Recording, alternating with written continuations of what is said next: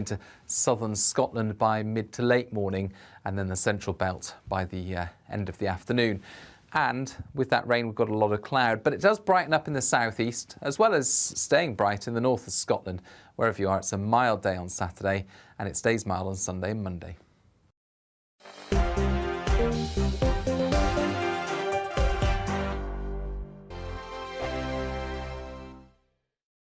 We are GB News. And we'd like to say thank you to each and every one of you for helping our great nation find its voice. We're absolutely everywhere. Across England, Scotland, Wales and Northern Ireland. On TV, on radio and online. We're proud to be the People's Channel, Britain's news channel. Hello, I'm Michelle Dewberry, and you can join me every weekday 6 till 7 on Jubes and Kerr. Me and my panel will get stuck right into the day's events, and I can tell you, in fact, I can warn you, expect some robust debates, some strong opinions and perspectives from both sides of the fence. It's about you at home as well. I love to read out all of your comments, or at least as many as I can. So join me, Michelle Dewberry, Monday to Friday, 6 till 7 on Jubes and Kerr. Join my show Farage, 7 p.m. till 8 p.m. Monday through Thursday, and there you will get opinion, analysis, debate, and I'll cover stories that nobody else dares to touch. You've been cancelled. Join the club. Oh my goodness me. And then for the last 15 minutes, talking pints. We're over a drink. We have a civilised conversation with someone. We very often disagree, but we do it in a grown-up way. Come and join me on Farage. On the Mark Steyn Show, we cover the stories a lot of people are scared even to mention. The stuff that really matters with some of the world's biggest thinkers. Now is his opportunity to kind of take the steering wheel of history. Break away from the flop at 8 o'clock on GB News with the Mark Steyn Show. Hello, I'm Esther McVeigh. And I'm Philip Davis. Whether you're watching or listening on TV, online or on radio, we handpick the latest stories, debates and expert opinions for your weekend. So whether that's politics, news or showbiz, we've got it covered. Join us every Saturday morning at 10 o'clock on GB News. Hello, I'm Alastair Stewart, and I'd invite you to join me at noon on Saturdays and Sundays for Alastair Stewart and Friends. I've been in this business for over 40 years. Now, here at GB News, I've never been happier. I get to choose the big stories that really interest me. We hear what you have to say, and you hear what I have to say. I really hope you can join me, noon on Saturdays and Sundays. I'm Mark Dolan. Join me at 11 on GB News for Headliners, in which I'll be joined by two of the UK's top comedians discussing tomorrow's papers. If it's an important story, we'll cover it, but we'll have some fun along the way. Headliners, the late night paper review that won't send you to sleep like the others will. 7 nights a week at 11 p.m. on GB News.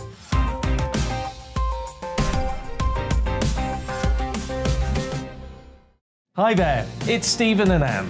At breakfast from 6 a.m, you'll always be caught up with everything you need to know, the latest headlines, opinions and debates. We'll bring you the good news and the bad, but most of all, we're here for you. Remember, send in your views and let us know what you would like us to talk about.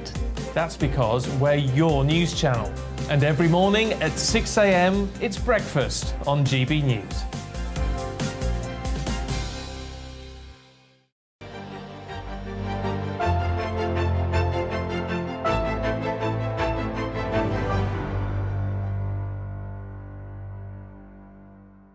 Forum with me, Nigel Farage. We're here in South Ruislip in the Uxbridge constituency. Yes, Boris Johnson's political backyard. We've got so much to talk about. Was it right that he was ousted as Prime Minister? Should he have made a comeback? Big local issues, HS2 being one of them. But I tell you what, all of that comes after the news headlines with Polly Middlehurst.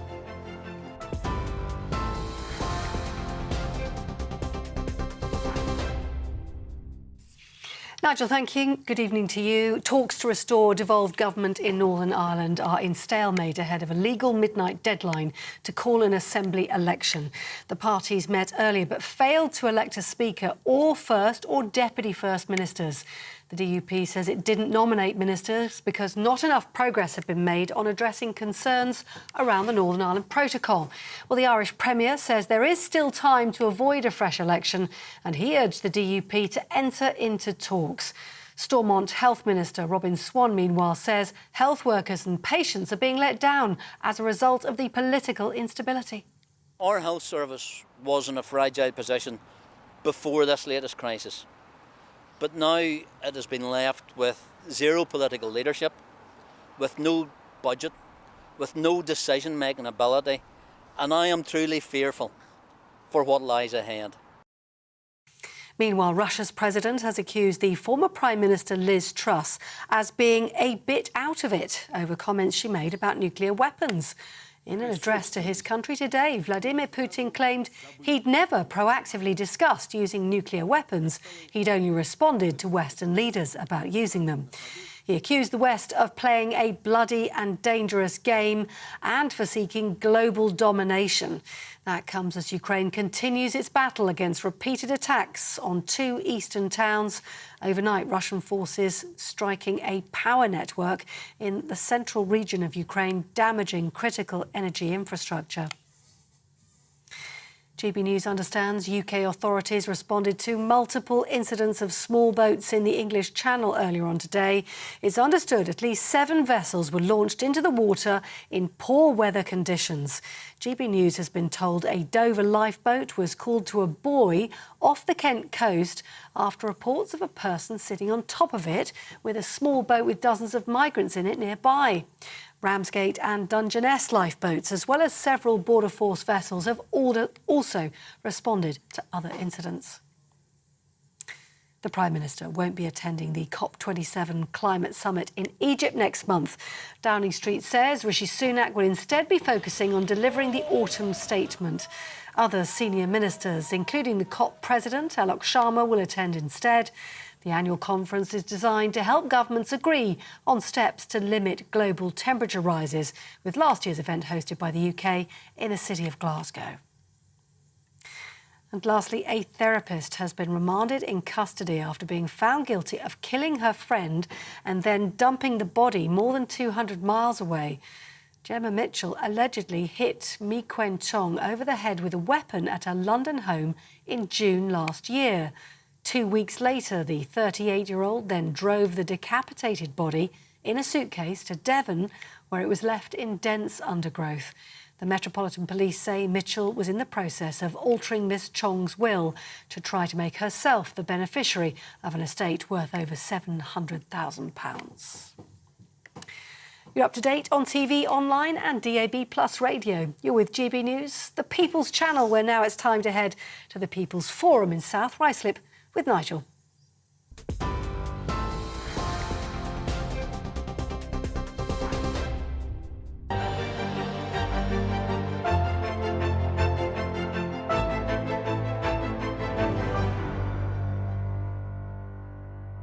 Good evening, everybody. I'm here in the Uxbridge constituency with a live audience of real people. Yes, not media commentators, not politicians, real folk. And of course, politically, we're in Boris Johnson's backyard. Now, it's interesting because the Conservative majority here is only 7,000.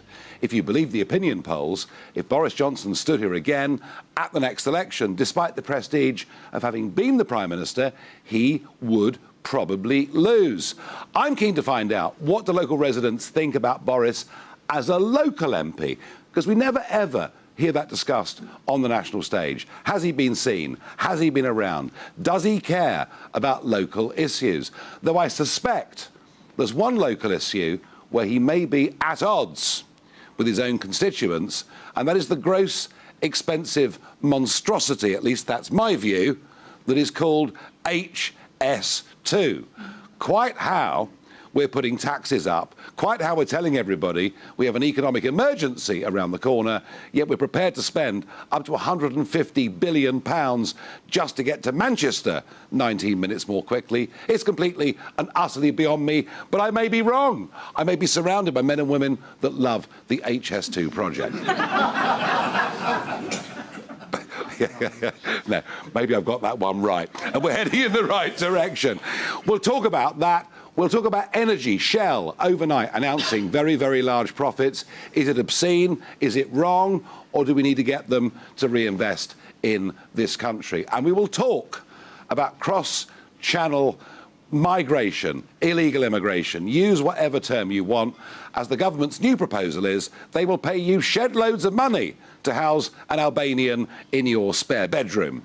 I'm going to find out the enthusiasm of this audience to do that very thing. Although maybe Gary Lineker will take them all, I just don't know. Now, to begin, Reem Ibrahim is a local resident. You grew up here, but importantly for this programme, you are a member of the local Conservative Party, an activist, and you know Boris Johnson. I do, yeah. So it was really funny. When I was about year 8 or year 9, Boris Johnson came to my school and on a surprise tour. I went to Ruislip High School, just around the corner, and he came over and we sort of baked scones together. So he came in my food tech class, and we were just sitting there, and he said, "OK, I'm going to come and talk to the students," and we all just sort of started kneading the dough next to us. I was like, well, this is a guy that genuinely does care about his constituents and also is actively engaged in the community. Fine, that's one meeting, but as Prime Minister and as Foreign Secretary before that, very difficult for him to spend too much time here meeting people, I would have thought. It was, but he did attend a lot of sort of meetings and different sort of drinks receptions across the constituency. We were also, some of us campaigners were invited to Downing Street just about 2 years ago, whilst he was Prime Minister, for a drinks reception. So he is really, he does like a drinks reception. He does like a drinks reception. It's true. And he's very good at drinking, so... No, I mean, I'm nothing against him on that one, I can tell you. Definitely not. How do you find him as a person? I think as a person, he was sort of very open and very sort of personable. I mean, he was very good at sort of reading the room, having a conversation. I remember at conference last year, we also had another drinks reception, and we were sort of all around. A few of them were councillors. I was just a campaigner and sort of a commentator, and he was really, really engaged with us. And we had a brilliant conversation. I remember we spoke about economic growth. I was quite, I'm a libertarian, so I was quite upset about extremely high taxes. We actually have the highest tax burden in 70 years.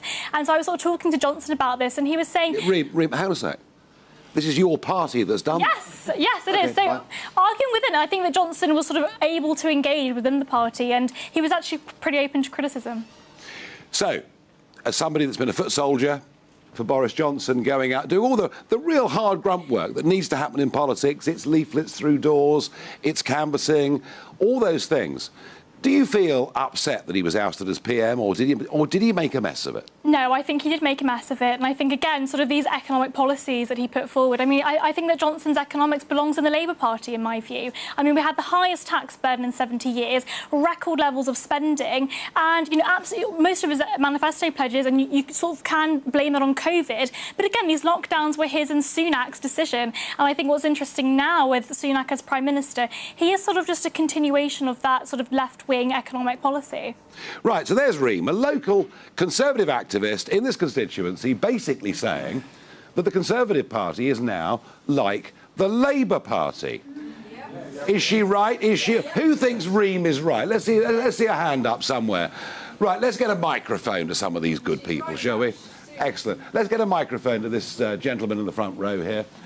Sir. Hello, Nigel. Hello there. So, I mean, Reem is an activist. She's a believer in the Conservative cause. She feels under Boris it's become like the Labour Party. I haven't voted Tory for 30 years, or indeed I'm not a Tory party member, but everything you've just said I agree with, because the Tories seem to be more of a socialist party and have been for quite a long time. Now, I don't know whether that's because of focus groups and they think the whole country is going left, or whether they've just lost their principles. I can only surmise on that. But I agree absolutely. We have a socialist government. Extraordinary. This is extraordinary stuff. I mean, here we are. There's a lady there. We're getting a microphone there. So, Boris, are these folk being unfair to Boris? I think you are a bit. I am a local resident, but I'm actually not Tory, Labour or anything. Whenever there is an election, I read through everything. I even look through stuff. I don't read newspapers. and I very rarely listen to the news because they don't tell the truth. So, well, some police. What about GB News Thing Radio? Yeah, they're getting a lot better. Yes, at least we've got that, haven't we? I think the biggest problem is that people don't see Boris as a local MP. And whilst you say that you are local, let me tell you something about Boris. As you said, he went to your school, Ruislip High, so you're quite young, so I'm going to feel very old because I know that school hasn't been there very long. But he goes to a lot of schools. I've seen him quite a few times walking through Uxbridge. He runs away from me. Because I do talk to him when he is very, very good. I've got to be honest. I have seen him face to face, and he was very reassuring. He looked me in the eyes. He said, "Just tell me what the problem is." It was the day after he became PM, and I found him very approachable. And I know all the way through COVID that he was approachable here. However, you've brought up, COVID. Let's remember, OK, they have to find the money from somewhere. And when this happened, I remember saying to my husband, taxes are going to go sky high. What I would suggest is look at Norway and look at their tax system and then talk to me about taxes, because I'll tell you now, they pay very high taxes, but when you hit a certain age, you don't have to pay for anything because you've already paid into it. So then it takes you on to, you want to mess with Okay. But I mean, so Johnson, it was difficult for Johnson, wasn't it? As Prime Minister, impossible, as Prime Minister, he faced some, I'm trying to be fair here, he faced some tough circumstances. For him to be here every Saturday in the market, walking around the town, was a very, very big ask. On balance, yes or no, was it right that he was ousted as Prime Minister? No, absolutely not. And if he doesn't go for being our MP again, I will be ruining my vote, because there isn't another MP that I trust. None of them are trusting. I know he's lied. I don't think think anyone here can let he who is without sin in the room. I was about to throw the first stone. Yeah, exactly. But you know what? I don't trust the lot of them, and personally think they should all be wiped out. Well, yes, but I mean, no. I mean, it's all well and good being negative, and we can say what's wrong with things, but what we have to try and do, I think, is to find positive alternatives, because we have a new Prime Minister, and Joe Biden, the American president, wonderful man, pronounced him as Rashi Sanook is how the leader of the free world pronounced him. Another issue worth discussing, and that is the cross-channel criminal trade. And now we know about 12,000 young Albanian men have come. They advertise on TikTok. We know they're being invited to come and join criminal gangs in this country. There's no pretense anymore. You can't even begin to pretend these are poor, desperate refugees. They're not. They're coming to join. Many of these people are coming to join the criminal trade in this country. Astonishingly, 300 crossed today in rough sea conditions. And I promise everyone in this room, and all of you at home, and those of you listening on radio, and by the way, the official radio stats came out this morning, and GB News' radio listenership on DAB increased by 50% from Q2 to Q3 this year. We are the fastest growing news radio station in this country. So the People's Channel is starting to make a real impact. But such is the mess. There is a new proposal. Serco, the private company employed by the government, are now looking for householders, and they will pay you up to 5 years' rent. They'll pay for any damage, they'll pay for fuel bills if you want to have an Albanian in your spare room. These people laugh. I don't understand why. It's a very serious proposal. Can I have a show of hands? How many people want to have an Albanian in their spare bedroom? Why not? I mean, can you, and I'm saying this to you, Reem, and I'm having a go at you as a Conservative and an activist, but I mean, this is out of control. We're being reduced, frankly, to begging, bribing members of the public, because hotels are filling up all over the country. I think this issue alone could cost you the next election. Definitely. I think that what we need to be clear about here, we're sort of saying government will pay you to host this Albanian, or government will pay these hotels. There's the taxpayer. We are the taxpayers, and we are funding the government in order to pay these. This is our money that's going towards this. And I think what's crazy is that we have, veterans on our streets, people that have fought for our country, and suddenly we're being able to pay with our taxpayer money, our hard-earned money, which is going to these hotels and funding people to be able to host these Albanians in their households. I think it's awful. Gross, misspend of our money. But I think what we need to think about is outbidding those illegal criminals. What we need to have instead is safe legal routes and let them work. Why are they not allowed to work whilst they're in these hotels? Because if you let people who've come into the country illegally work, that opens the door to a huge load of others. Well, they pay their own way. And isn't it, in a constituency like this, where there are a lot of families that are first generation, second generation, third generation, isn't it grossly unfair to those that have legally come into the United Kingdom, gone through all the hoops to legally live in this country, for people that cross the channel in a boat to have the same rights? Isn't that just wrong? Absolutely. And I think that the reason why a lot of these migrants seem to, France is a safe country. A lot of the reason why they come over here is because of our extremely generous welfare system. They come over here, they get 3 meals a day in a hotel room, they get housed. I mean, why wouldn't you come for a free meal and a free housing? What we need to do is cut that off and actually say, no, if you want to come here, you're going to pay your own way, get your own job, and actually work for yourself. A lot of these people are of working age, these young men, they can work for themselves. They do not need us, the taxpayers, to be paying for them. Does anybody else in the room think Reem might have a future in politics? Possibly. No, well said. Very, very well said. Very well said. Last thought on this segment.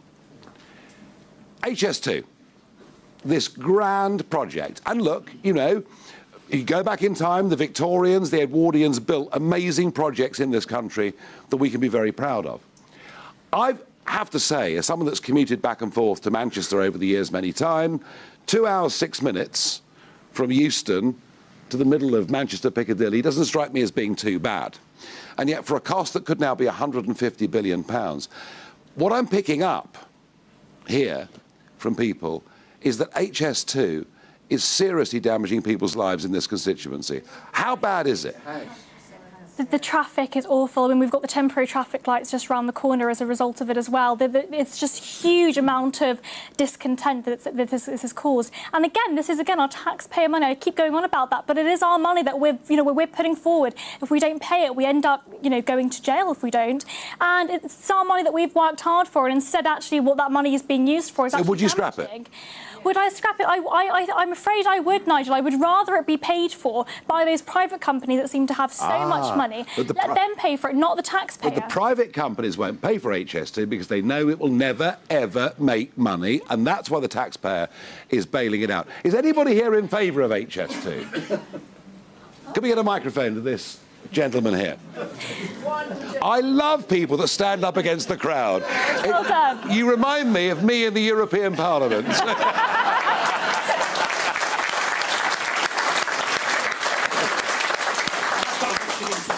I actually live in Birmingham, so I'm quite happy that it's going to raise my property price.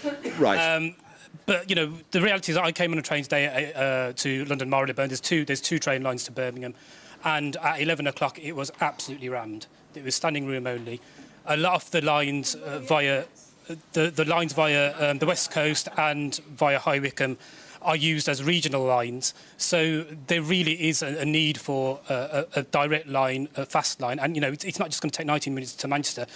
The quickest train between Birmingham and London is 1 hour, 24 minutes. It will be cut to 45 minutes. So I think there is a need for it. I do appreciate if you live in an area which has been damaged and you're not getting the benefit, you will be against it. So is it for you about capacity or speed? Well, both. But I think capacity is actually the key issue, but it's not actually been sold on that. No, OK, I get that point. I take that point. And actually, folks, it's worth remembering, here we are in Uxbridge. The last census showed the population in this constituency had risen by 12% in the last 10 years. And that does mean, as the gentleman said, there are capacity problems with transport, the NHS, schooling. Our population is going through the roof. I get the gentleman's point. I suspect we need longer platforms and longer trains. I'm not sure 150 billion quid is money well spent. I want to say a huge thanks, Reem, to you for joining us here this evening. In a moment, we're going to be joined by Liam Halligan, who hails from an Irish family and grew up just down the road. And given where we are this evening, that strikes me as being rather appropriate. Back with you in a few minutes. Thank you very much.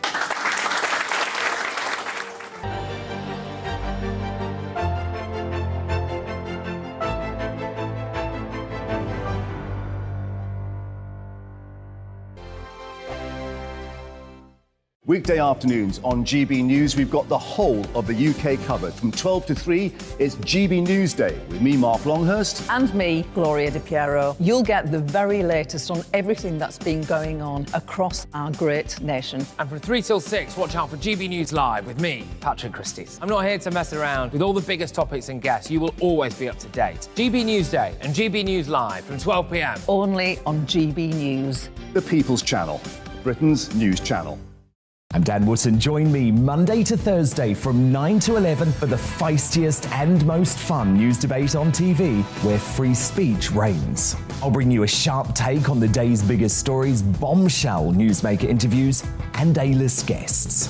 And I guarantee you, no spin, no bias, no censorship, and no reason to go to bed. That's Dan Wootton tonight, Monday to Thursdays from 9 on GB News.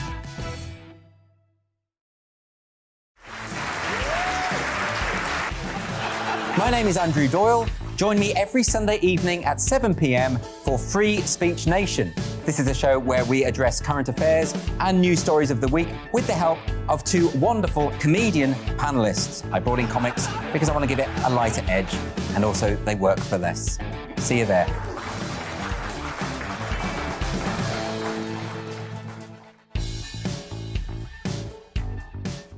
My name's Tom Harwood, and join me 9:30 a.m. every weekday for The Briefing, your one-stop shop for everything you need to know about what's going on in politics today. I wonder if this is a deal that might need to be like the biscuits in this factory, twice baked. Is there not an opportunity here to win out against the extremes? Tom Harwood, GB News. What are you going to do about it?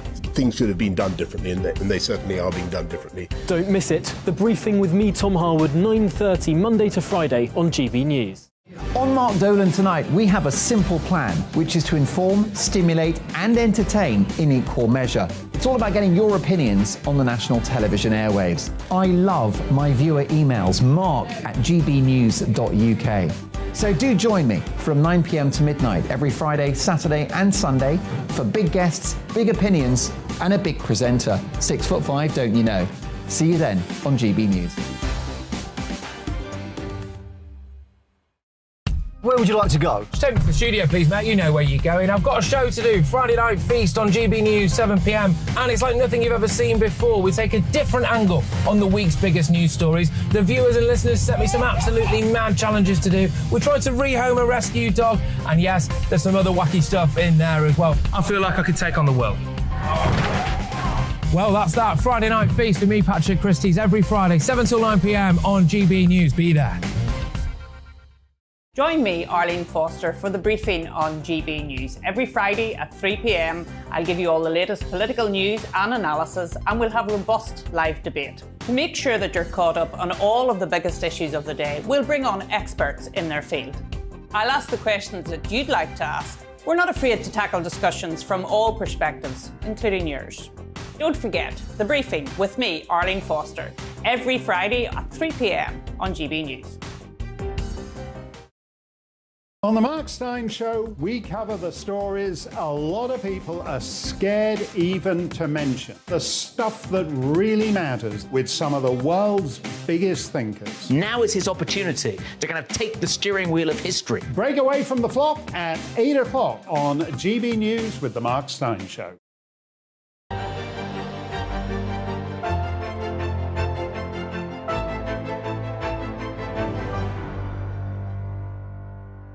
We are here in the Uxbridge constituency of Boris Johnson with a very lively and very engaged audience who've made their views on HS2 very well known already.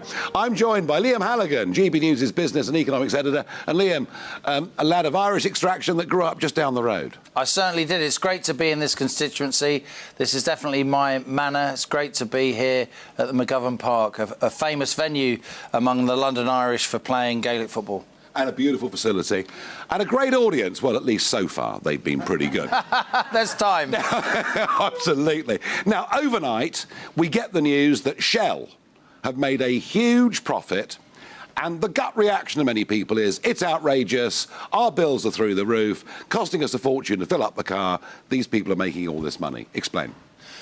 Well, when big companies make big profits at times of national economic squeeze, there's an incentive to impose a windfall tax. When New Labour came in 1997, one of their flagship policies, you'll remember, Nigel, was a windfall tax on the then privatised utilities, and the fact that Shell have made £8 billion over the last quarter is causing lots of people to say, surely we should grab some of that. But it's worth just diving into the detail a little bit. Firstly, that's down from their previous quarter's profits, which was £9 billion. It's on their worldwide profits. They're obviously an Anglo-Dutch company. They operate all over the world. And what I would say is that back in March, when he was Chancellor, the former Chancellor, a bloke called Rishi Sunak... Oh, hang on, former. There's still time, the night is young. Rishi Sunak did actually impose the energy profits levy on oil companies. Before that, they were on a kind of super profit tax of 40% rather than the corporation tax. It went up to 65%. But what he did, I think quite shrewdly, is he introduced incentives for oil companies if they invested more in their North Sea oil production. You know, the North Sea is a really difficult place to get oil and gas. It's a very hostile environment. They can get oil and gas in other parts of the world much more easily, but he incentivized them. If they reinvested a lot of their profits, then they got deductions. So I'd say the tax regime for our oil and gas companies operating in the North Sea is already, you know, pretty restrictive. It's already pretty tight, but I'm sure that won't stop lots of politicians saying that we should try and extract more. But we've got to remember, the more tax we take from these companies, the more they're likely to put their efforts into extracting oil and gas in other parts of the world. So Shell have made £8 billion in the last quarter. It's a massive amount of money. Who in the room is unconvinced by Liam's argument? Who thinks we should tax Shell more than they're being taxed at the moment? Anybody think Liam's wrong? There's a gentleman there. Yes, sir. I don't exactly. We're going to get a microphone to you and ask you to stand up so we can see you, please. Oh yeah, I don't think you're entirely wrong, but I do think, like, for most of us in the room, what affects us with oil companies is the price at the pump. Yeah. And when the price goes down, I think there should be an umbilical between that and the price, so that the companies are forced to bring the pump price down. I know the oil companies are making money all over the place. Are you suggesting? Are you saying that motorists are being ripped off? I think I am. Yeah. That's a good way of putting it. Who agrees with the gentleman? They're being ripped off at the pub. Liam. We see this all the time, don't we? We're already taxed very heavily on... I mean, when you go to the pumps, 55 to 60% of the money you're shelling out, 100 quid now to fill up quite a small car, 55% of that is tax right there and then. And we all know that when oil prices go up, prices at the pump immediately go up on the same day. When oil prices come down, prices at the pump take a long time to come down. I think the gentleman there's on the money. That's partly because of the petrol retailers. Not the independent petrol retailers, but the big petrol retailers linked to the big oil and gas companies. Yeah, no, I agree. They're clearly, you know, I think the government should do a lot more to regulate them and make sure that there's proper competition. Staying on the subject of energy, gas prices have fallen a lot from the highs back in August. Is that good news for consumers, and is it good news for the government budget? Does it mean taxes may not need to rise as much as Mr Hunt wants them to? This is one of the great unspoken about developments that we've seen in recent months, Nigel.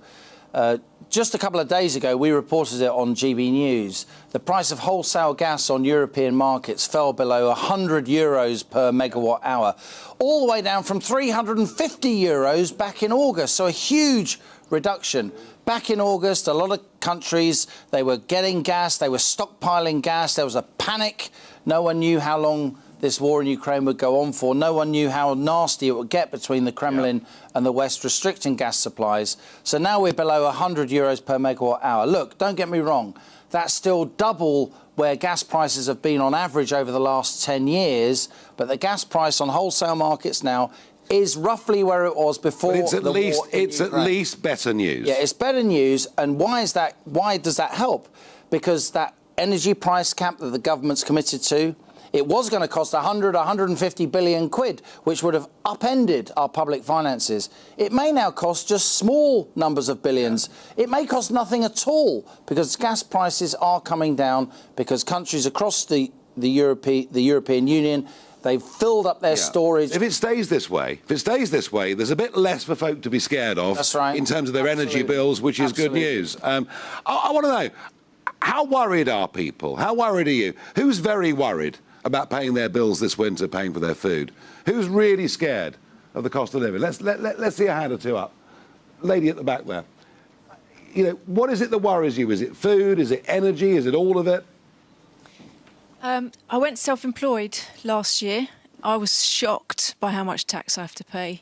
And, you know, if we want to eat and live comfortably, they need to raise the tax threshold so that we can afford to eat and heat. But they're taxing us so that we can't, so that we're being reliant on the system. They want us reliant on them. It was very interesting. Last week, we did this People's Forum in Deal. There were a lot of self-employed people, a lot of small companies in the room. And there was a feeling from them that regardless whether we had a Labour government or a Tory government... Doesn't matter, they're the same. Businesses don't vote. So politicians always slam rid of those businesses. two parties and start afresh. Yeah. Nobody This is a huge economic and political trend of our time, Nigel. The big companies, the taxes come along and they can find ways, they can bob and weave, and they got big compliance departments. It's the small businessman and woman that get hammered. People trying to set up in business, provide for their families, employ a few people locally. That's the background I come from. I come from an Irish business building background. My dad started a company on his kitchen table, right? Yeah. Like a lot of people here. That's what we do in this part of London. We generate wealth, we employ people, we get things done. And when you've got corporation tax going up from 19 to 25%, and then on top of that, a lot of people in the gig economy, a lot of self-employed people who have been hammered by this IR35 nonsense. We thought that was going to be reformed. It hasn't been reformed because the Treasury, who in my view have captured Rishi Sunak to some degree, they think it's some kind of tax dodgers charter. A lot of people getting hammered by this IR35, and we thought it was going to be reformed. The fact that it isn't going to be reformed, in my view, is deeply anti-enterprise. Liam, I feel there's a war against the self-employed and the small businesses in this country. We're the people that keep the economy going, right? And I promise you one thing. Of course, they want us to work for big corporate companies and be controlled. I promise you, madam, one thing. This channel, GB News, all the while I'm here and Liam's here, we are going to champion the rights of men and women to set up their own businesses. And we will do it. Rishi Sunak's name came up, and it's funny, isn't it? Because Rishi Sunak lost in September, won in October. Made me laugh when he said I was elected. No, he wasn't. There wasn't. No. I mean, no one here voted for him. By the WEF. And Jeremy Hunt, of course. So the two losers are now running the country. But I don't want to give my opinion too much on this, but I'm keen to... like you, Nigel? Well, I will in a minute. I want a show of hands in the room who is confident that Rishi Sunak will make a good Prime Minister. Can I see a show of hands? And who is not confident that... Gosh, thank you. This is a Conservative constituency. It's not a massive majority. This is an active audience and business people and all sorts of people. And somehow, I get the feeling there's almost a sense of illegitimacy about Sunak's the fact that he is the Prime Minister. It's as if now we vote in general elections as if it's presidential. Liam, one thing that will affect some people in this room, there are some greyer hairs in this room on pensions. We're not there yet, thank goodness, but, you know, there are. He's talked about going back to the 2019 manifesto. Yeah. And one of those things is energy, and I'll be debating that in the next segment. But the other one is the triple lock on pensions. Are they really going to stick to that? I'm not sure that they will, Nigel. Now, the triple lock on pensions, of course, was a promise by the Tories in 2019 in their manifesto that pensions would be uprated each year either by a 2.5% benchmark, the average increase in earnings that year, or the rate of inflation in the September before the April when pensions are uprated. We've just had the September, and guess what? The highest is inflation. It's 10.1%. That is a massive financial commitment. That will cost the government, if they want to uprate the basic state pension for 11.5 million pensioners by 10.1%, that will cost them the likes of 15, 16 billion pounds. That's a huge amount of money. So what the Tories, I think, will do, I think they'll retreat from that. And I think they will uprate the basic state pension instead by average earnings, which is about 5 or 6%. So no one should be scared. You'll get your basic state pension, and I think it will be uprated by about 5 or 6%. Why? Because of the cost of uprating it by 10%, and then that increase being locked in forever. But also because a lot of families are not going to get anything near a 10% increase in their wages, and the government says it wants to encourage work. So why should pensioners be getting 10.1% when most workers, if they get a pay rise at all, will get a pay rise well below inflation? Would the government be right not to put pensions up by 10.1%, but to put pensions up by the level that earnings are going up? About 5%. Would that be right? Would that be wrong? Who thinks that would be wrong? I'd love to see some comment. The gentleman at the back there. Just give it and stand up, please. Yeah, I think that the pensions, you know, that should be stuck at for the older generation, because when the furlough scheme that came in would cost a hell of a lot more than what this pension cost would be, there weren't any pensioners getting any furlough money out of it at all, was there? No, that's a fair point. All right. That's a good point. All right. I suspect we could debate this forever, but Liam, thank you very much indeed for joining me. Great to be here. Great to be back in your manor and in your part of the world. And we're actually in an Irish Gaelic football club. I can scarcely believe it. With the Polish Memorial down the road. I know. This is northwest London. This is what we do. A great audience. We're going to take a break, and in a minute we're back to talk about net zero and the ban on fracking, to see what this audience make of that.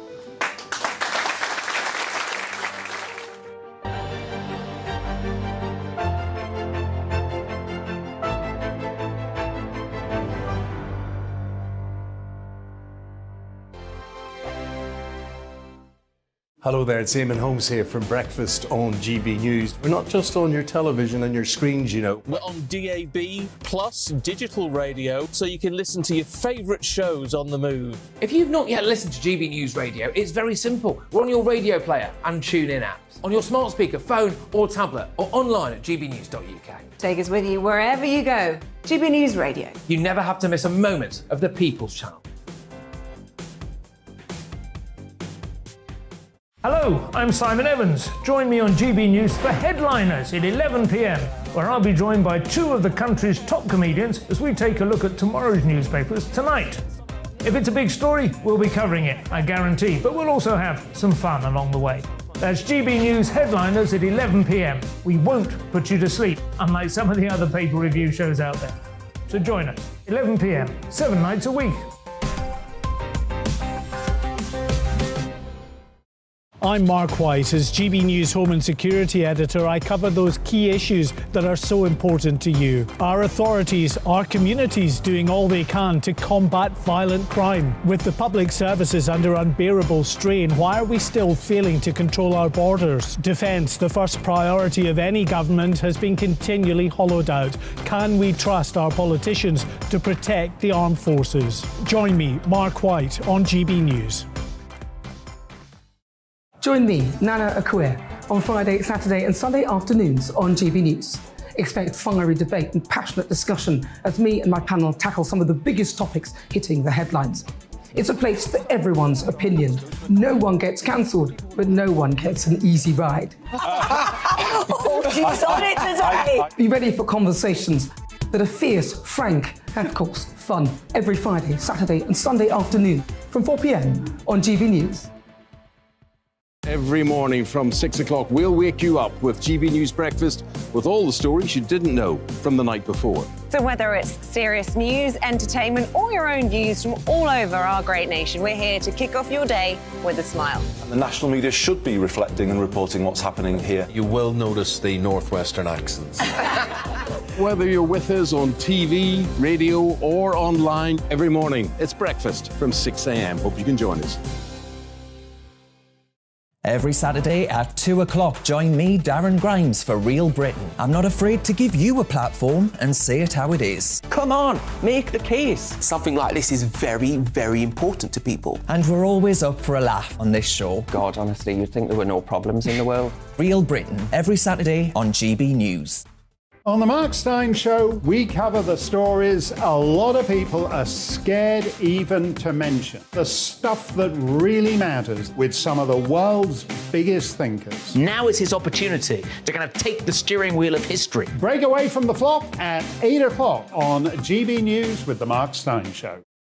We are GB News. And we'd like to say thank you To each and every one of you. For helping our great nation. Find its voice. We're absolutely everywhere. Across England, Scotland, Wales and Northern Ireland. On TV, On radio, And online. we're proud to be the People's Channel. Britain's news channel.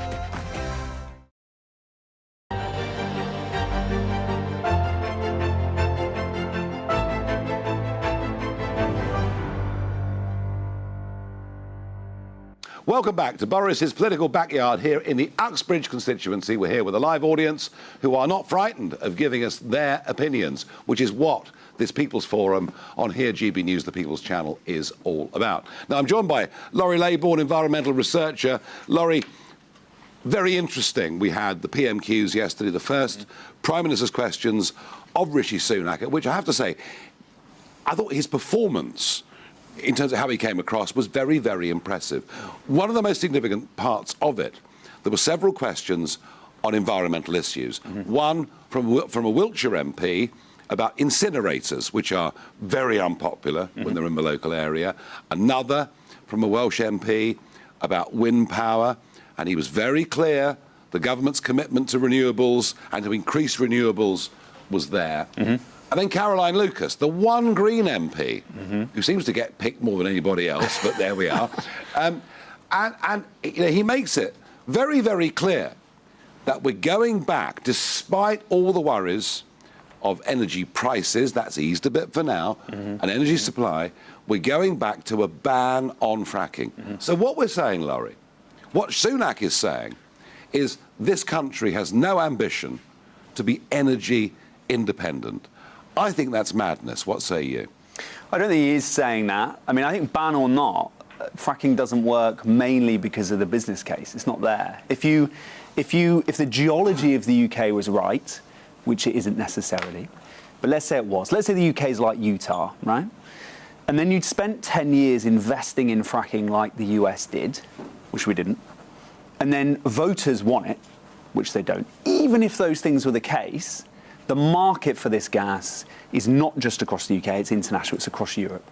So if you could get it out, which you can't, if people support you getting out, which they don't, then it would be sold at that price. I mean, so it's not about security, ban or not, it doesn't matter. There are many, many people, many private investors who, unlike HS2, would put their money into this project. There are many people who believe that within a couple of years, we could be substantial onshore gas producers. Now, like all these things, how long's a piece of string? People have different opinions. But isn't it madness? Isn't it madness to rely on wind energy to the extent where if we get a cold winter, the lights could go out this February? Isn't that madness? I think what's mad is that we haven't invested in energy efficiency over the last many years. I'm not saying that because I'm, out on the streets spraying paint on things. I'm saying it because that's how very relieved to hear it. That's how we figuratively and literally insulate ourselves against these highly volatile fossil fuel markets. One of the big lessons of the last year is that when we're at the whims of things like the price of gas, it causes us all sorts of trouble. It's gone down now, it could go up again. So we need to insulate our buildings so we're using less energy. I get the point about energy efficiency. I get all of that. But ultimately, isn't the truth of it, we're going to need fossil fuels in some form for a very long time to come? I don't think for a very long time to come. 20 you can't just switch out 20 years, immediately. 30 years? No, the best available evidence from people who aren't eco-campaigners, they are people who want to make the investments, is that we could make this transition. We could, the government says by 2035 you could. So should these good people all get rid of their gas boilers and have very expensive heat pumps on their houses? No, absolutely not. Absolutely not. I come from a low-income background, and to expect my parents to buy a Tesla, right, to rip out their boiler and have to pay for a heat pump is absolutely outrageous. Partly because they didn't choose to. The only things available to them at the time were gas boilers and were petrol and diesel cars, right? There are different ways that we should approach this, right? There's one version, say, of the pandemic, where the government said, you all got to stay at home, but we're not going to give you any furlough money, and we're not going to invest in getting the vaccines. But the government did those things at the same time. With the energy situation, we are at the equivalent where they weren't giving us furlough, weren't giving us investments in vaccines. The government has got to say, sure, you're going to have to get rid of your petrol diesel car and your gas boiler, but on the other side of the equation, we're going to give you way more money to do it. We're going to invest in R&D so that it becomes far cheaper. We can't push it onto individuals. But Laurie, the truth is, folk like you, environmental campaigners like you, have allowed a situation where the people in this room have been paying 20%, 25% extra on their electricity bills to fund wind energy projects onshore and offshore. And don't you think this transfer of tens of billions from ordinary folk to rich multinational companies, it's been an outrage, hasn't it? That has not been what's happened. If you look over the last... it has. If you look over the last year, right, and you look at the reasons why... Over the last 20 years, these folk have given a lot of their money to giant wind farm projects and rich landowners. Some money has been spent by the state on making sure we're making investments in things like renewables, right? No. Forget the state. The folks in this room have paid for it. The state has no money. The state's money comes from these people. The people in this room, right, all of us, we are all the same. We're the people in this country, and we're suffering from things like high energy prices and the cost of bills over time. And it takes a bit of time to transition to a new energy system. We could have been back here having this moment in the 1600s, right? And I could have been here and I would have been like, do you know what? We're going to transition to a coal energy system. And we could have been like, this is madness. It's going to cost so much money to build these weird coal power plants and stuff. But it took a bit of time, and we invested in it, and it was better than the thing we had before. Laurie, this is going to be better. How interesting. We learnt overnight that in Germany, a wind farm is being demolished for a lignite open cast coal mine. The Germans are reopening coal mines. So scared are they? I need to get some audience thought and reaction. Net zero. Is net zero the right thing for this country to be doing?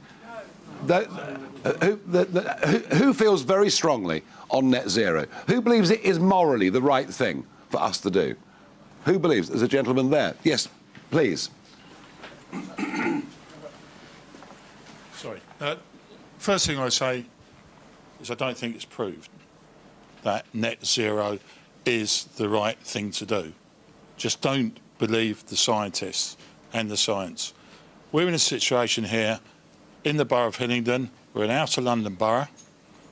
There's a drive for net zero. As of next year, we are going to be part of the ULEZ for London. So if you own a car that's petrol after 2000, that's older than 2005, you've got to pay £12.50 a day. I think, sir, with respect, it's 2015, I think you'll find. Well, no, it's older than 2015. Diesel is 2015. Right, OK. Yeah. I've got a car. Fortunately, it's petrol. But it's £53 a month to drive it on the road tax. I've got neighbours who have a brand new house, fully insulated, driving electric cars, They don't pay any road tax. They don't pay anything towards that. They're getting £400 from the government, because it's going to everybody, they're super insulated because they're new. Yeah, no.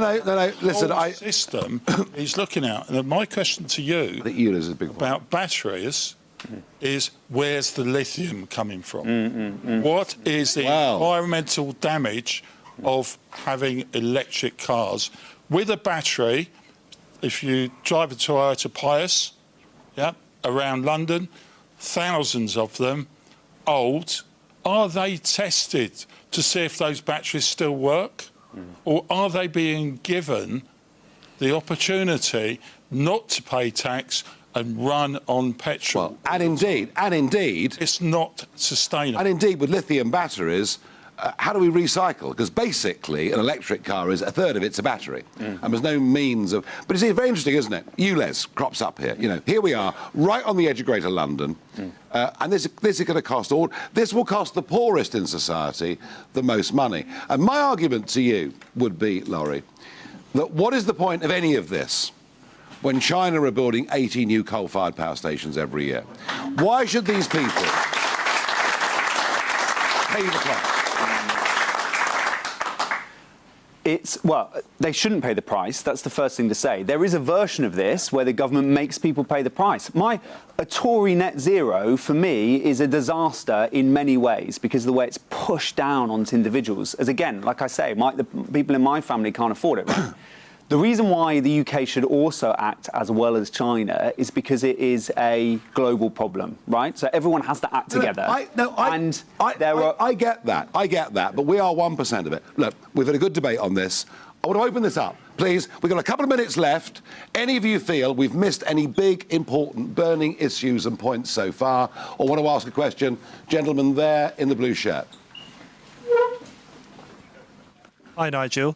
I know you're a fan of proportional electoral systems, but the issue is that surely if we had these, all we'd get is centre-left governments for the rest of the time. Because you look at the Liberal Democrats, the Green Party, the Labour Party, together, they'd have a massive majority in Parliament. So essentially, all you get, to paraphrase your best friend David Cameron, is a coalitions of chaos. Do you know what? This is the classic view. It's wrong. Because you know what? What the referendum showed us in 2016, and I believe what the net zero debate shows us, is there is in this country a majority for common sense. It's miles away from the propaganda pumped out by the BBC and everybody else. I think under PR, we'd be much more likely to have centre-to-centre-right coalition government than centre-to-centre-left, and that's because there would be a new party under proportional representation that would emerge and get a lot of votes alongside the Conservative parties. Now, I don't share your negativity with that. And the idea that coalitions don't work, well, Germany, since 1945, has mostly worked on coalitions and been quite successful. I've got time for one last question. Gentleman here in the front row, he's got his poppy on early. Nigel, will you stand as a candidate in the next general election? For that new party. I mean, it's just what I needed to end the evening. First things first, what GB News is doing on television and radio, providing an alternative narrative, is vital for the national debate. Secondly, if it was proportional representation, I'd do it without hesitation. As it is, it needs a lot of thought, but I haven't given up. Well, if you don't do it, can we parachute Tony Abbott in? Yeah, well, we like Tony Abbott. And Tony Abbott from Australia, stop the boats. We're done. There's a sea of hands up. I'll meet them in the bar and discuss it with them there. Thank you. I'll be back with you next Monday evening. Hello, I'm Aidan McGivern from the Met Office. Staying very mild indeed overnight and into Friday. Breezy, that breeze coming up from the south and southwest, and bringing further spells of rain in from the west later on. Those outbreaks of rain are queuing up just to the west of the UK, a cold front approaching. Ahead of that cold front, we've got this south-southwesterly airflow, a lot of warmth being carried towards the UK from the subtropics, and a few showers around across central parts of the country initially, but they'll clear away, and then mostly dry for central and eastern parts of the country, albeit a lot of cloud around by dawn on Friday. But it does turn wet and windy in the west, and whether you've got the rain or the dry weather, it is a very mild night, 15, 16 Celsius in places by dawn. But it is a wet start in the west, especially Northern Ireland and Western Scotland. Could be some tricky conditions on the roads first thing Friday. The heaviest rain moves through by the afternoon. It pushes into central and northern Scotland. Brighter skies follow for much of southern Scotland, Northern Ireland, England and Wales. Stays breezy, but again, that breeze is coming from a warm direction. So 20 Celsius there in London.